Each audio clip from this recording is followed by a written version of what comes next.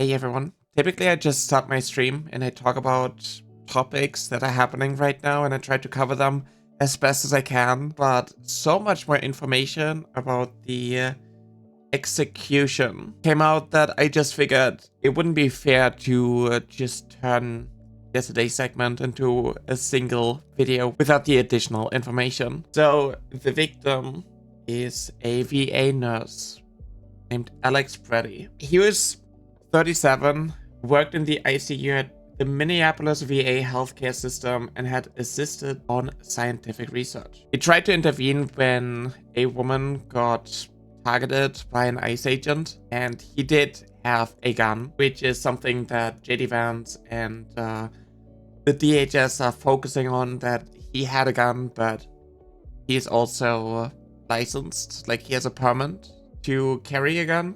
He is using his Second Amendment right that these people want to protect, but apparently if you're a leftist and you just have a gun in your holster, you deserve to be violently executed. It is insane how open these people lie about everything and misconstrue it. Despite all of the different angles, despite all of the camera footage, people will still not believe their own eyes, and they believe a government that is run by conspiracy theorists that told them the entire time leading up to the election that the government is corrupt and you can't trust the government. Community notes also added all of the altercation, all of the information, everything that happened. So if you play the footage, you see that the person in gray is reaching for the gun in the holster and is running away with it. There it is. There's also footage showcasing that before the confrontation, he was not holding a gun. He was holding his phone. He was just holding a phone. And they're saying that this was some violent altercation and this was necessary. This was someone who peacefully protested. When it comes to situations like this, these people are obviously going to be lying. They obviously want to justify more and more violence against people. Tim Walz wants to utilize the National Guard, not to help ICE, but to push back against it. And these people will call this an act of insurrection, which is scary. It is terrifying. There's so many people who go on the streets, who protest these things peacefully, who see the injustices of the Trump regime. City bands, wannabe Goebbels, Kirsten Noem, they just want to push more. They want to normalize this violence, these attacks, and they want to do this in other communities and other states as well. The reason why it's really difficult for ICE to get away with Gestapo shit is because of the organization of Minnesota. In Minneapolis, people are networking. If ICE pulls up, there are cameras everywhere. There are people talking with each other. The protests are being organized. And that makes it incredibly difficult for them to push these lies. All of these lies are being called out because people are organizing. This is not hopeless. I don't want to do like doomer posting. I don't like that. I try to be realistic, and I know that it's scary and you're valid in feeling scared, but as long as people have this community and they are talking with each other, it makes it incredibly hard for these people to just go after the most vulnerable. You have these people complain about how organized it actually is. Oh my god, Antifa is doing these things. Antifa is paying the protesters so much money so they do these far left violence. That is the type of shit that they are saying. And then you also see videos like this pop up, right-wing angle news, being like, a self-described Antifa general in Minneapolis is urging people to arm themselves against the federal government following the defensive shooting of a man by CPP. It's time for boots on the ground. This is the least obvious fad. This is what you need to be careful of. These agitators on the right who want to get people, normal citizens, in trouble by turning protests, peaceful protests, into riots. We know that we know that the police always pushes back against peaceful protests and they are the agitators here. But you also got to be careful of these right-wingers who are lapping as Antifa generals because they just desperately want to fight. They desperately want to have their moment. They want to have their Kyle Rittenhouse moment. So you gotta be careful of people like this. Also, I really hope that other communities, other countries will learn from what right-wingers are doing, what the Trump regime is doing in the US, because this is what the AfD wants as well. This is what Reform UK wants. And then it's no longer just violence against trans people. Eventually, it's going to hit the cishet normative, the normal, average person. It's no longer just like the small minority that they can bully and try to silence. I also really hope that the Democrats in the US are going to push back harder. I guess 6 of the Democrats initially approved of a spending bill which would give $10 billion to ICE. I'll be playing the rest of the footage from my stream yesterday, but I just want you to know that I appreciate all of you. Reports incoming that federal agents have shot and killed another person near Glam Doll Donuts on Nicollet Avenue in Minneapolis. Multiple shots fired. It was an execution, witness tells us. So there are multiple ICE agents. There's just one guy, he's on the ground, and they just shot him. Trigger warning here, this is masked government thugs gang tackling and then executing a person while he's being held down by multiple people. What the fuck is this? Is this real? This needs to end here, seriously. CBP officer shot another person in Minneapolis at point blank range. Footage obtained. Exclusive by BT shows federal officers on Nicollet Avenue on top of a man on the ground, before one CBP officer pulls his gun and repeatedly fires. These people don't view us as human beings. They view us as rabid animals that need to be put down. And they have immunity, federal immunity. They can just do whatever they want. And people like JD Vance are just going to defend these actions, downplay it and brush it down. They don't want you to actually look at the things that is happening right in front of your eyes. We can't have debates anymore. We can't just like, oh, sit down and have like a normal conversation when this is literally what is happening. How do you find common ground when like you're being seen as a parasite that should just be killed? You see stories like this. Children as young as 5 detained. ICE claims enhanced power to enter homes. Supreme Court backs police entry without warrant in emergencies. You have ICE lapping as police. They have like their little badges. They're going to claim that there is probable cause to enter someone's home without a warrant. They will drag you out. They will attack you. They're using children as bait to arrest parents. They kidnap regular citizens, drag them out into the snow while they are naked.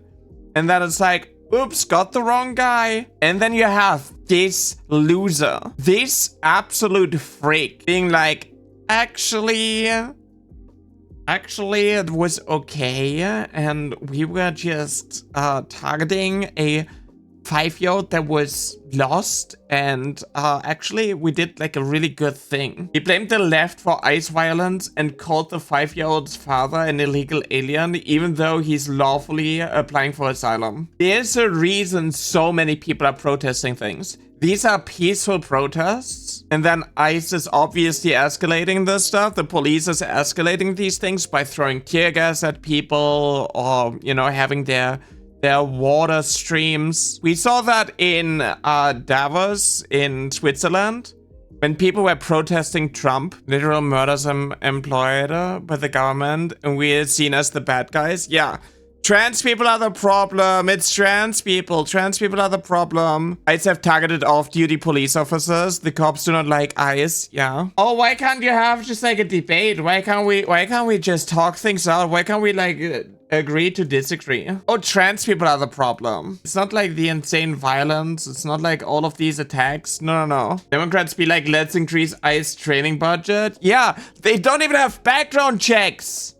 You can literally be a criminal. Obviously, social media is being used in order to push propaganda. We see them use AI in order to give people the impression that, you know, things are happening that are actually not happening. But also, social media is a tool that helps people organize and that helps more and more people realize that actually the left has always been right. We were just correct at the wrong time. Where did you get the info about them not doing background checks? Because one independent anti-Trump reporter went to one of the meetings. I handed in my resume, which was, I did a skills-based resume. I'm a veteran. I served 2 tours in Afghanistan. So on the surface, the resume looked pretty good. Had a very brief interview, took all of 6 minutes. They didn't ask very many questions. And then I left, assuming I would never hear back, because I'm a very Googleable person. I have an unusual name. I'm the only Laura Judith on the internet. And I make no secret of how I feel about ICE and Trump and all of it. So I was not expecting several days later to receive a tentative offer. I missed it in my inbox and it sunk to the bottom, which means that I never filled out the paperwork they requested. I never accepted the tentative offer. I never filled out my background check paperwork. I never signed the affidavit saying I committed no domestic violence crimes, none of it. A few weeks later, I got a message from LabCorp saying that ICE wanted me to do a drug test, and I went ahead and did that. I was pretty sure I wouldn't pass. I'd partaken in legal cannabis 6 days before the test, but why not waste some of their money, right? And then 9 days after that, I decided I wanted to, I was curious, had they processed the drug test yet? So I logged onto the ICE hiring portal, and what I found was that not only did the drug test not seem to be relevant, I was listed as having joined ICE as of 3 days earlier. I had listed that I had accepted the offer. They had offered me a final position as a deportation officer. My background check was listed as completed 3 days in the future from when I was looking at it. So it seems like the answer to the question, who are they hiring, is they don't know. I mean, it's very funny that they hired a lefty journalist with a profile on Antifa Watch. That's hilarious. But what's not funny is they didn't make me sign a domestic violence waiver. So how many people with domestic violence convictions are running around with guns in our cities terrorizing people? How many people who have been committed of sex crimes or crimes against children are in charge of detention centers where there's no oversight, where people won't be missed and won't be believed? The agent was very keen on letting me know that I wouldn't be given a badge and a gun right away. I wouldn't be out in the street messing people up. I would probably have to push paperwork for about 6 months before I got there. And when I expressed that that was fine with me, with my analyst background, he actually, the atmosphere changed. He was like, no, listen, we want everyone on the street with guns eventually. This is a segment from like a 10-minute interview. Considering that their training process is just like, I think 40 days. And these people are very fragile. They're for the first time being put in a position of power. And they're very trigger happy and violent. And not respectful to the law. I can imagine that only shitty people sign up for this. ICE just got a $10 billion funding. Yeah. ICE gives them a $50,000 sign-on bonus instead of spending any of that on training. Yeah. What is ICE? Like Homeland Security is like the immigration thing. Like they do like the raids and arrest people who are undocumented migrants, but it turned into racial profiling.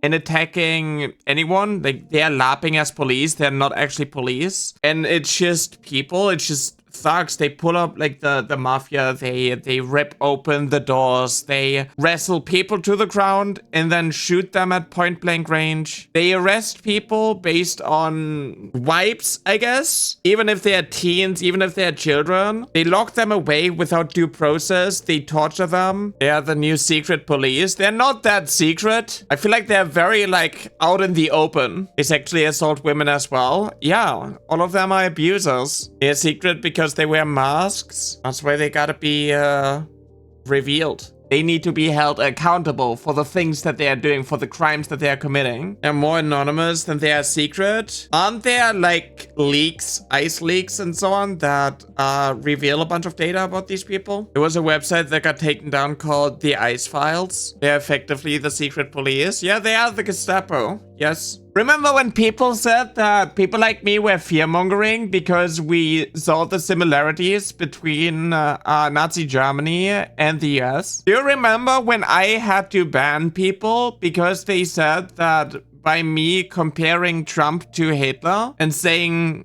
these things about fascism, I am downplaying what Hitler did? I remember that stuff. The difference is that I didn't compare the early warning signs to the late stages of what Hitler did. But I saw the pattern that like led up to the end stages of what Hitler did. That is the difference. Media literacy is fucking dead. That is why anytime Trump said something that is a huge red flag, people went, oh, it's just joking. Trump said that, you know, he's going to run for a third term. Doesn't he know that that's against the law?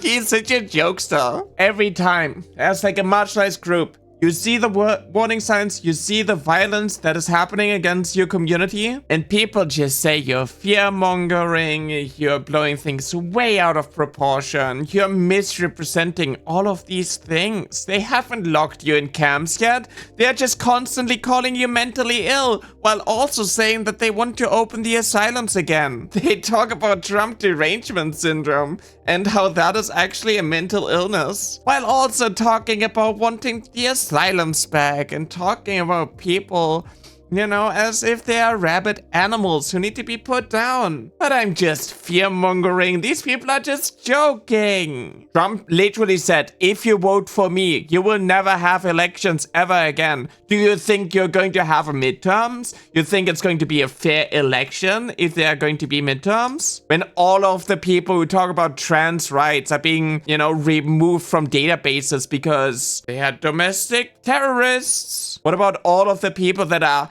Antifa being considered domestic terrorists? Do you think they're going to be allowed to vote if their documentation is going to be removed? Oh, but like, we should just have debates. We should just like come together and talk. Why can't I listen to the other side? Why can't I listen to a different set of opinions? There's no need of debate and there's no potential of free midterms. Then what do you think the way out is? You see the violence that ICE is doing, but you also see people go on the street. You see people fighting back, people interfering with like these kidnappings. I don't see a way how this is going to be actually resolved unless more people in positions of power are waking the fuck up. Especially the Democrats that are still approving the funding for ICE. I don't see the fascist regime to just stop and being like, yeah, maybe we went too far. No, they're going to keep doing propaganda. They're going to keep justifying these murders. Oh, you should have just complied. You expect people can wait till November and then they can vote and then they're going to impeach Trump and also JD Vance and then people are being held accountable and everybody starts cheering and clapping. I don't want to like, you know, be kind of like a doomer or something, but like I'm terrified for the people who live there. I'm terrified for the people, for my friends, for my family who lives in the US. Trump talks about going door to door and finding out if they voted for Trump, and if they didn't vote for Trump, they want to arrest them. Like, oh, they are just jokes. Voting is controlled at the local level, not federal. Trump can't easily stop it. Trump has never shied away from doing things that are against the law, and he is surrounded by yes men. AFD will legit do the same. Yeah, exactly. That's also like what I'm scared of, because the US is kind of like a prime example of what other countries want to do with like their far-right parties. Reform UK like they want to do the same shit.